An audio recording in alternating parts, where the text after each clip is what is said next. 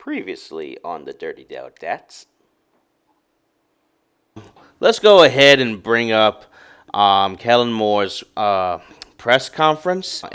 But the one thing that kind of caught my attention was the quarterback position.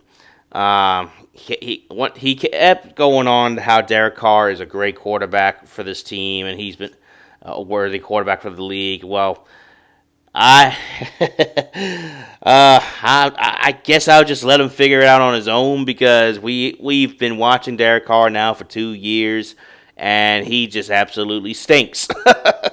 So plus, I really hope that Kellen Moore is prepared to really figure out that he's not going to be available health wise because I presume he's going to find a way to get himself injured like he did last season, but at the same time, it's like we can't do anything about it because of the contract that they signed. And Derek Carr's contract is horrendous. Let's put it that way. I wish they had thought that contract out better. Thanks a lot, Mickey Loomis. But enough about that. A few moments later.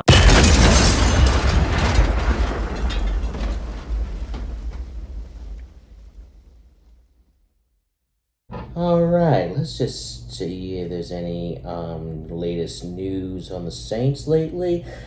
Ian Rappaport, hang on. Saints quarterback Derek Carr dealing with serious shoulder injury that might affect his ability to play at the beginning of the 2025 NFL regular season. Woo! All right, let's get this party started, baby. Woo!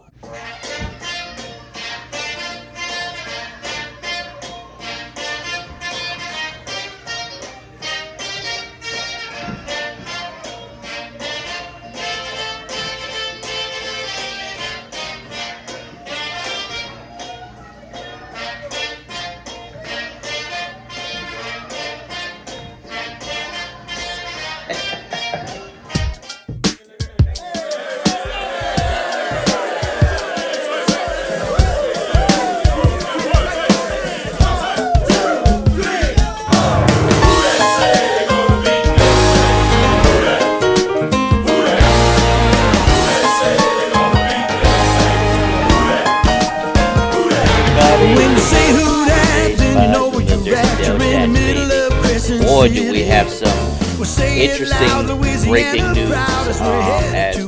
If y'all enjoyed that little party that I celebrated in my own condo, there's more that to come, especially depending on how this offseason goes and potentially how things go next season. So enjoy that while y'all can. But we have a lot to talk about all of a sudden because we just had the biggest bombshell drop on us by Ian Rappaport. He reported, but before I get into all of that, let me go ahead and read today's content for this episode. So, as I'm literally about to mention, Derek Carr's availability for next season, and what that's going to look like, how that's going to impact the team, what's going to happen to him specifically. That's going to be immediate because that's it's shocking how this came to be. So, and I'm sure a lot of y'all have seen on Twitter. Everybody's talking about it, and we'll really dive deep into that momentarily. And then just recently, the Pelicans made some front office changes, and they're making more changes to come after a horrendous season that they had. Not surprised. So that's number 2 on the list. And then number 3, we're going to give another updated projections of what the Saints offense for 2025 looks like. And we'll cover that towards the end of this episode. So, but let's go ahead and immediately get into this conversation about Derek Carr. So Ian Rappaport, as y'all saw in the screenshot I put in the video from Twitter, that his availability is now in question because of a lingering shoulder injury that he magically had. I say that because I'm not 100% convinced he had this. I mean, yeah, he had some kind of injury. I thought it was more of a wrist injury towards the end of last season. And y'all remember he attempted to dive for a first down, and then, well, I'll post a video to show it. He found a way to injure himself and not knocked him out for the rest of the season. So, yeah, that's yikes. So, and plus that's just absolutely stupid for one. It's like, why would you try to do that in the first place? Like, you were short anyway to begin with. You could have thrown the ball at the time. You had open receivers, and I've been preaching about this for a while. He does not read the defense well whatsoever, and guess what? Now it's costing him. It cost him last season, and now it's about to cost him this season. So, but what's really surprising about this whole sudden situation is that this came out 2 weeks before the draft is about to start, and I'm certain this just completely throws the Saints off. And it completely wrecks their draft plans because I'm sure they weren't intending to. They were assuming Derek Carr would be good enough to go by next season, but this just completely changes everything. Like, I can't tell you how much this changes everything, because depending on what happens after Derek Carr, because Derek Carr is supposedly going to be visiting some doctors, getting their point of view, see what that needs to be done. But surgery is definitely on the table, and if he gets his surgery done, I don't expect him to play either at all next season or very much next season. So, which in a way, we're all excited because like I said, I don't care for Derek Carr that much. I'm not his fan whatsoever. Do I hate the guy? No. Not like some people on Twitter where they just absolutely loathe him. I don't hate him that much, but I also don't like him because he sucks as a quarterback. I don't like his attitude that he's been displaying lately. And it's clear as crystal that he simply does not want to be here anymore. So, and I'm going to touch up on that momentarily. But with that being said, it's like this coming out of thin air, out of the blue, is just it's shocking because like all of us have been like kind of like making our own mock projections for this draft coming up, thinking, yeah, we're gonna get like probably like maybe another lineman or another running back, or some people arguing about a quarterback. Well, at this point now, the quarterback is definitely more on the table than a running back or receiver at this rate, in my opinion. I'm not saying this is truth. It's just my opinion, like everybody else is doing. Because now, like I've been in the last couple episodes I've made, I've been going back and forth between like Sanders, Dart, Cam Ward. But at this point, Cam Ward might be off the table officially at this point. But I mean, you never know. The draft does. You see crazy things during the draft, so to speak.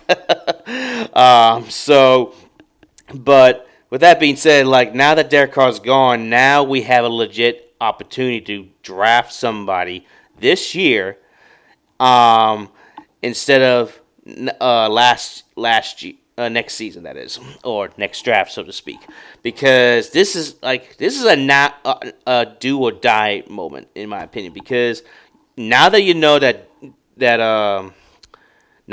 Derek Carr is not likely to play next season, now's a good time to draft a quarterback.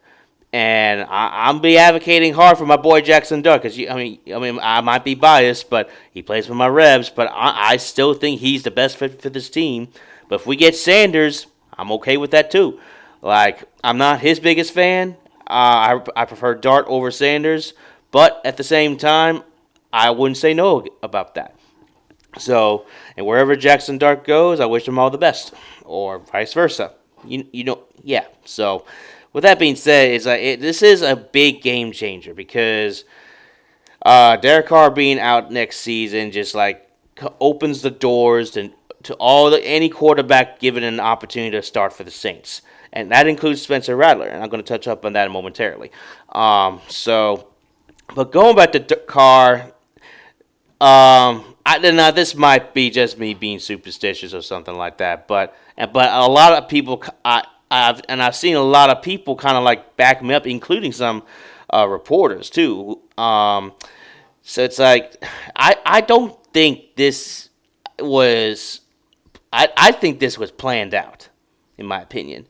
I don't think this happened unexpectedly for a reason. Because let's think about it. As I mentioned in my last video, that Derek Carr's contract was a big problem to begin with. Mickey Loomis definitely fumbled the ball with that one, and he got himself a lemon of a car. If you get my car reference, and on top of that, it's not a good situation because Derek Carr has been injured a lot in his time here, and now that this latest injury is going to cause him to miss another season after he just restructured his contract. This just makes it even worse. And just to put the cherry on top of the cake, you're gonna love this, folks. Supposedly Derek Carr, at some point, like back in February or something like that, he told the Saints he would be open to being traded. That's right. He was open to being traded. Why didn't we grant him that? Why didn't we give him that permission? The Saints apparently didn't want him to be traded, so they decided to restructure his contract so he could stay. Well, now you just lost $40-something million, and we can't cut him now because if we cut him now, we're going to be $20 million in dead cap space. And even worse if we cut him right this second. So it's like, this is just bad.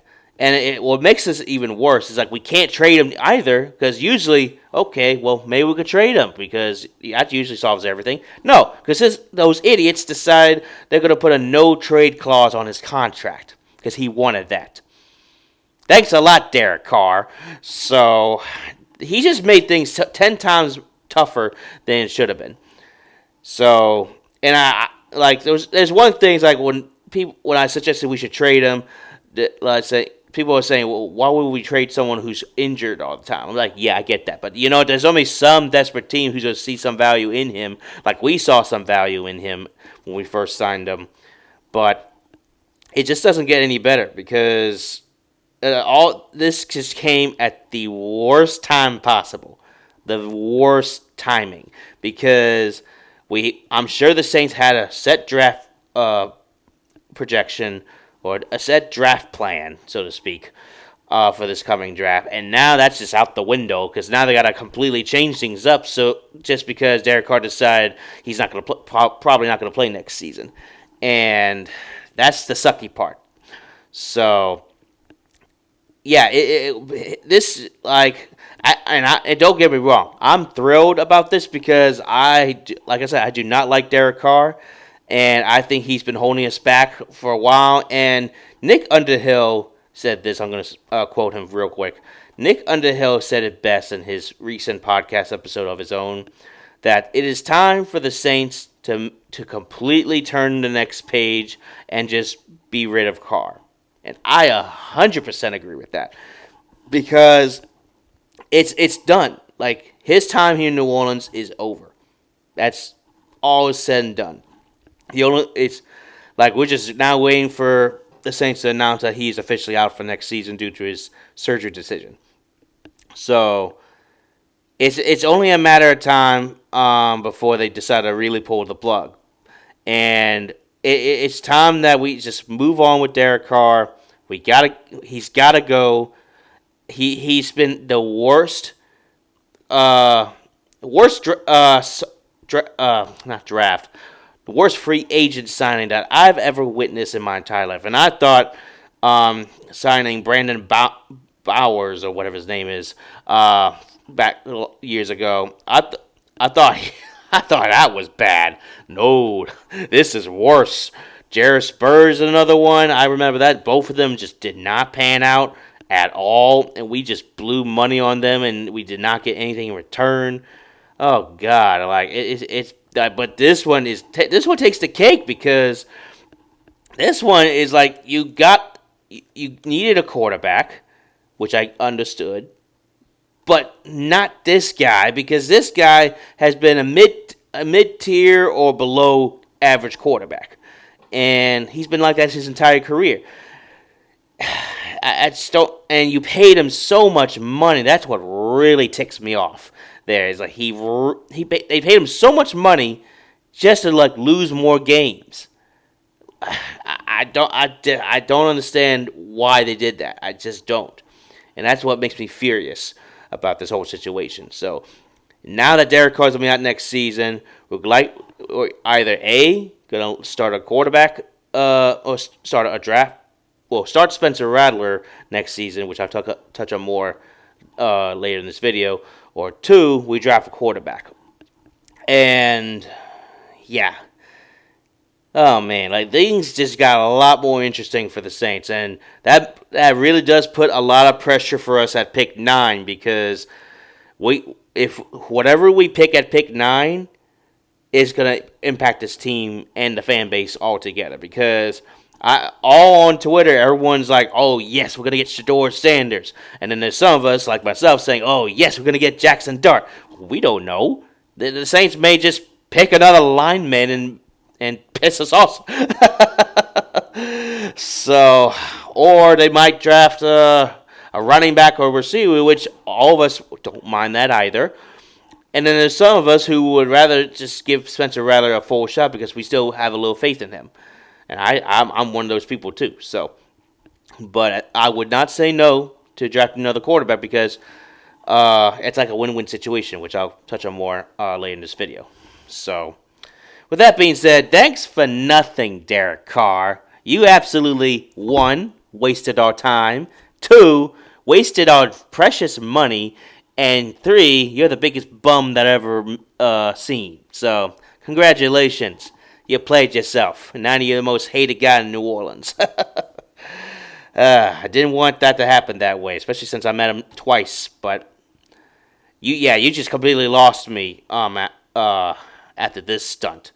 But, oh, you're going to love this. So, like, after this news was reported, I found out that he was out skiing with his family. Now, I always preach that everybody deserves a little vacation time to themselves. Like, everybody, including head coaches, players, even politicians. Like, everybody deserves a little time off, so I totally get it. So I'm not going to dog on him too much on this, but at the same time, this happened, and you did that. That doesn't speak well for you, brother.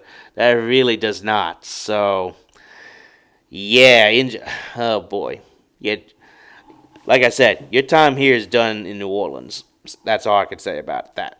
So, but anyway, we're going to move on real quick to the Pelicans because the Pelicans made some changes I wanted to bring up real quick. So the Pelicans have they finished their season 22 and 60. Yikes.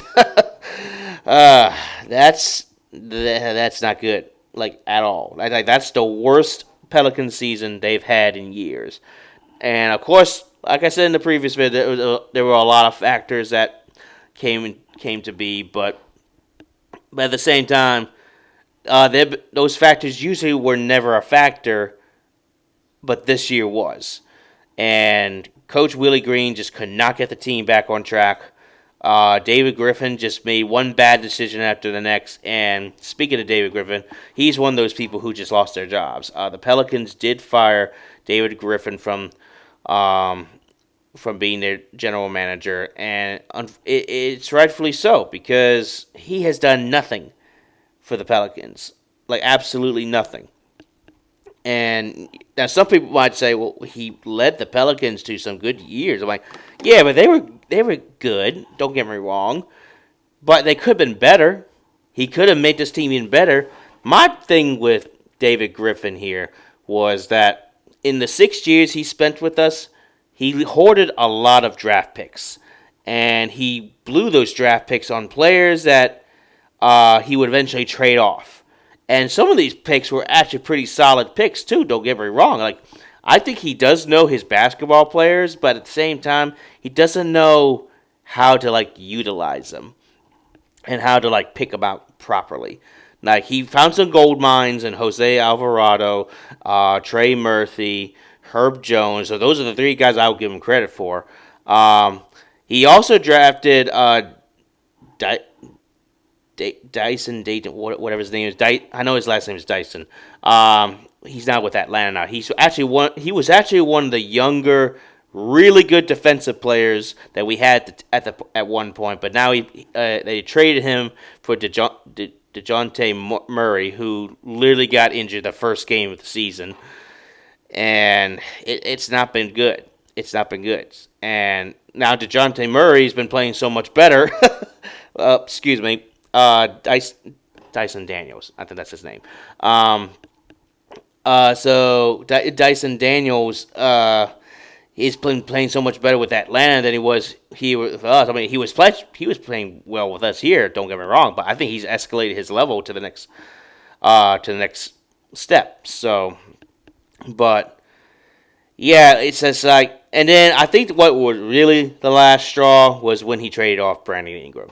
Now look, we all knew Brandon Ingram was looking for some big money entering this season, but at the same time, so it's like I kind of understand where he was coming from. He was injured a lot. He couldn't stay healthy, and to this day, after he was traded, he still hasn't started a game for the Raptors. Last I checked, of course, I could be wrong, but last I checked, he still hasn't played for the Raptors, and talk about the biggest fumble ever. Like, that was like one of your star players, and you couldn't get compensated correctly. Like, they traded him off for like a bag of peanuts, basically.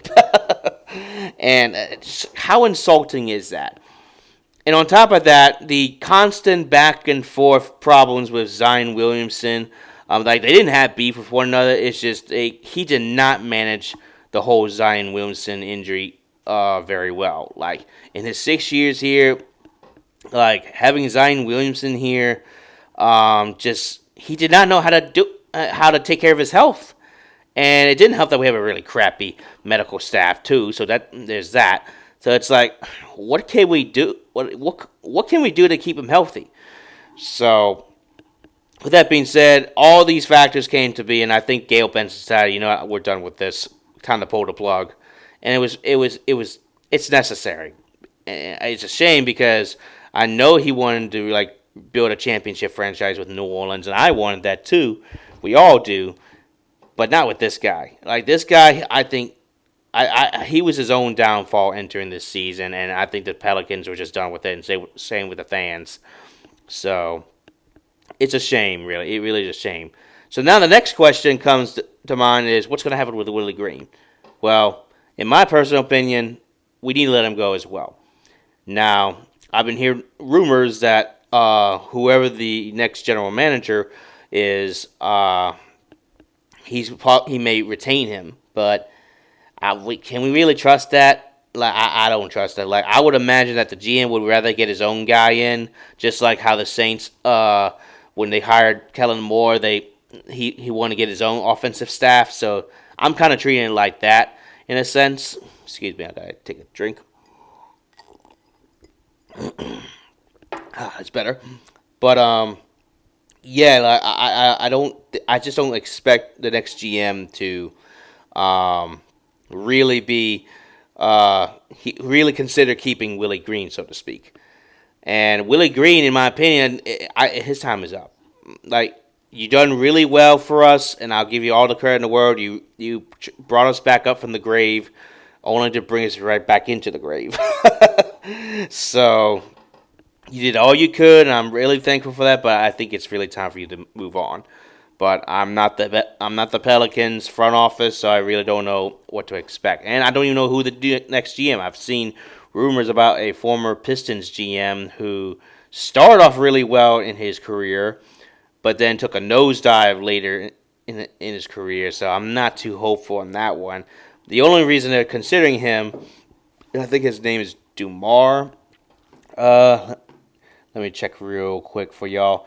Let's see. Joe Dumars, that's his name. So he's the next prospect, but they also said this about back in 2017 when we let go of Dell Demps. So it's like I'm hoping that's just rumors because I looked at his track record. It's not good. Like, his first 7, 8, 9 seasons were really good, and he drafted really well for the Detroit Pistons, and he won a championship under them. But then you look at his next 5, 6, 7 seasons, you're like, barely getting 30 wins a year. I'm like, I don't know. I don't like that. We're trying to be a 50-plus win club here, folks. And we're also trying to get respect back by the NBA, because everybody around the NBA thinks we're a joke. So, and we're trying to change that mindset. So, but what can you do, man? What can you do? So we'll see what happens in the next couple of days. If I hear anything, I'll see put in my next episode. But as of right now, this is just rumors and speculation coming from the Pelicans. But yeah, so I'm just praying for the best at this point. With that being said, let me go ahead and touch up quickly on the Saints 2025 offense projections. So to piggyback what I was talking about Derek Carr and either drafting quarterback or starting Spencer Rattler, let's start with Spencer Rattler, because for the majority of everything, Spencer Rattler would probably be starting in this scenario. So, like, the only thing I would update is the quarterback position among the list. So, and funny enough, everybody's kind of in a general agreement with the offense that I posted the other day. So that's pretty cool. But let's talk about Spencer Rattler for a minute. So let's say in this scenario, Spencer Rattler gets a nod to be the starting quarterback for next season. Now, as I've mentioned, he has shown a lot of sparks, but he also showed a lot of growing pains, let's put it that way. And those growing pains were very evident last season. Like, he fumbled the ball and he threw the ball away stupidly. He overthrew his receivers. But then there were moments where, like, he was on point with his receivers. He used his legs to scramble. He was able to make plays that were necessary. But there's only so much where you can, like, oh, here's some good stuff, but oh, here's some bad stuff. So, like, he's got a lot of growing to do. But what really impressed me about Rattler as of right now is that as soon as he heard that Derek Carr is likely to be out next season, he was already on the practice field practicing he was practicing his heart out, basically. And that's impressive, because it tells me he is serious about getting this starting job. He is serious about being a starter in the NFL, and I love that. I love that very much. And it gives me a little hope in him, too. Like, sure, he wasn't great last season, but you know what? There's circumstances of last season, like I mentioned before. He played with Walmart players, Uber drivers, door dashers, like, etc. You name it. Like, he did not have the right people playing with him. And that's why I'm not going to hold that completely against him, because he literally was playing with preseason players that he played back in preseason last year against actual team starters, another team starter, so to speak. And you can't just hold that against him. I'm not going to hold that against him. Now, if he continues to play that way towards next season, then it's a safe bet that we would likely need another quarterback by then, and that we assume that Spencer Rattler will not be the answer to this team, unfortunately. So, but we'll see what happens in due time. Now, so in this scenario here, I see this as a win-win for us. Here's why. Let's say Spencer Rattler is a good quarterback. And Nick Underhill, ironically, kind of touched up on that, and I agree with him on this. Like, let's say Spencer Rattler does well for us. Well, then great. We don't need to draft another quarterback. We just build around him and see how he does. And, like, if he gets us to, like, I don't know, 8, 9, 10 wins, which I'm not expecting, then we're going to be good to go. Then we realize, okay, we have a guy on the team already who's cheap as hell. He's not going to be expecting a pay raise anytime soon, which is great. Let's continue to build him up and see him grow. If he does not pan out, like some people assumed last season, um, it's still good as well because then, as much as I hate to lose, we will be a top 5 draft pick next season. So we could get ourselves a much better quarterback than what Spencer Rattler is. So, and that's assuming we don't draft a quarterback this year. That's the scenario here, which I'm going to talk about in just a minute. Um, so, so yeah, it's a win-win situation for us in regards to the Spencer Rattler scenario entering this season. But let's go ahead and talk about the draft for a minute. Who are we going to draft? Well, at this point, quarterback is a needy pick all of a sudden. And like I said, we could either go with Jackson Dart or Shedeur Sanders. A lot of people want to go Shedeur Sanders. They have a lot of love and respect for him, and they think he's got the aura and the culture, blah blah blah. Well, Jackson Dart does too. I mean, I'm just saying. I'm biased. So I might be a little biased, but Jackson Dart's got that same power to him too. But if we're gonna talk specifically about who will be a better fit, in my honest, non-opinion self, and it may sound controversial again, Jackson Dart is the better pick. I mean, Kellen Moore didn't even bother to go see Shedeur Sanders at his pro day. I mean, I'm sure they sent somebody, but it certainly wasn't himself. He had dinner with Jackson Dart. He saw him on pro day. It just makes too much sense. Plus, I think Jackson Dart's skill level is more ideal to Kellen Moore than Shedeur Sanders' skill level. And on top of that, and here's, in my opinion, this is where Jackson Dart has a bigger edge than Sanders. Jackson Dart played in the SEC for one. We all know very well how the SEC operates. They are tough, ground and pound, so to speak. It's the toughest conference in the world for a reason. And Jackson Dart was one of the most winningest quarterbacks in the SEC last season. Shedeur Sanders playing in the Big Ten. Let's be honest, the Big Ten is a joke. And he couldn't beat good. He couldn't even beat the best of. He couldn't beat the best of the Big Ten in that year. He did better the second year, but he still couldn't beat some of the better teams last season. And then on top of that, he also struggled to beat the bad teams too.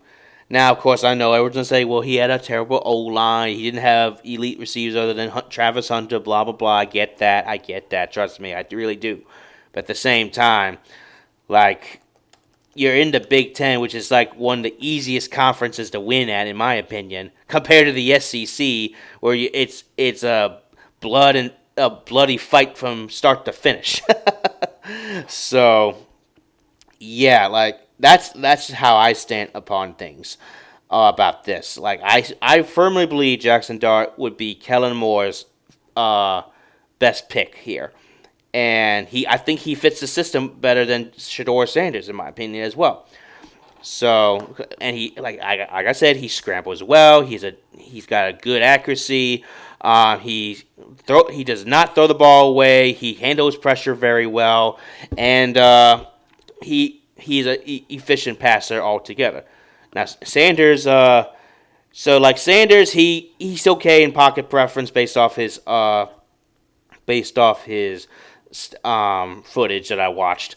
But I noticed that he folds under pressure really fast. He likes to stay in the pocket a little too long. His accuracy is pretty good, but it could be better. And then what's the other thing I'm trying to think of at the moment? But if it comes to me, I'll talk about it. But overall, I just think Jackson Dart has a bigger edge over Sanders than Sanders does over Dart in this scenario. So that's why I think Dart is the better choice here at this moment. So with that being said, let's go on further. So let's say the Saints get Sanders or Dart. Let's say we get either one. In this scenario, they could likely be starting next season. Of course, depending on how Kellen Moore approaches things. So they either going to be really good with us, or they're going to show a lot of rookie pains. And the rookie pains wouldn't surprise me either. So like if they really struggle next season, either one of them, then we'd still get like a top 5 draft pick or even a top 10 draft pick.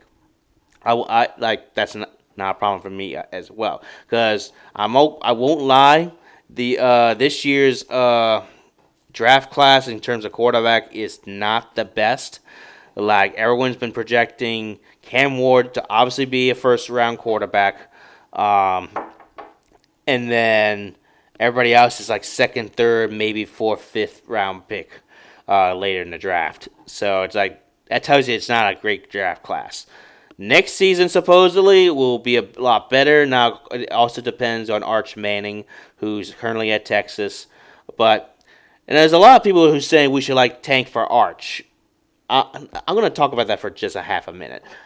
I don't agree with that, because here's why: we don't even know if Arch Manning is even going to be available for the draft next season. He might just stick if he. It depends on how he plays too. So if he plays really well next season, he may want to stick around for another year at Texas. The kid's been he's been at Texas for the last couple years behind Quinn Ewers for all this time, and this is like his actual shot to actually be to be a starting quarterback in college. So he may want to stick around for another year. So it's like we can't really depend on that, is my thing. So with that being said, like I don't think it's wise for us to wait on to tank for Arch when he's not even a guarantee for next draft. So that's why I'm sure there's plenty of other good quarterbacks. Like for example, Garrett Nussmeier. I can acknowledge that he was one of the SEC's best quarterbacks. He was just a few hundred yards below Jackson Dart last season. So he's playing next season. I expect him to take another step higher. Even if I'm a little skeptical about him myself. Who else is out there? I know the Oregon quarterback. I don't know his name off the top of my head. I know he's up there as well.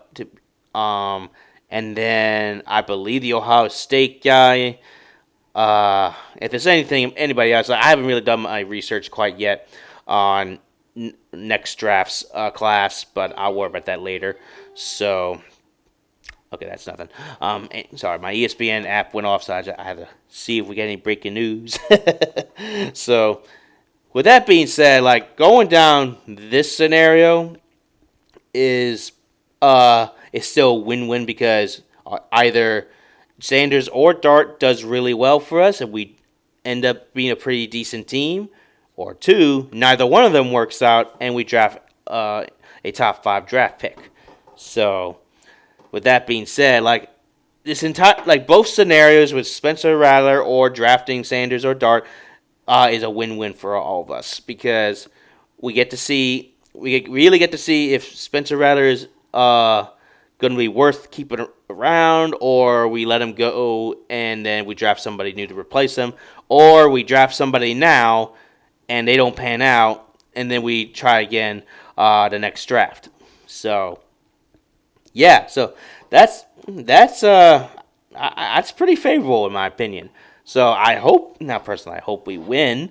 That's because I prefer to win, but given the state of the team, it's not very favorable, let's put it that way. So fingers crossed on that. So, well, anyway, that's all I got for today. I hope y'all enjoyed this video. We had a lot to talk about. And, yeah, so if you haven't seen last week's video or any of my YouTube shorts, go check those out. Don't forget to like and subscribe at the end. And I'll catch you guys later. Alrighty, guys. Catch y'all later. Do that, baby.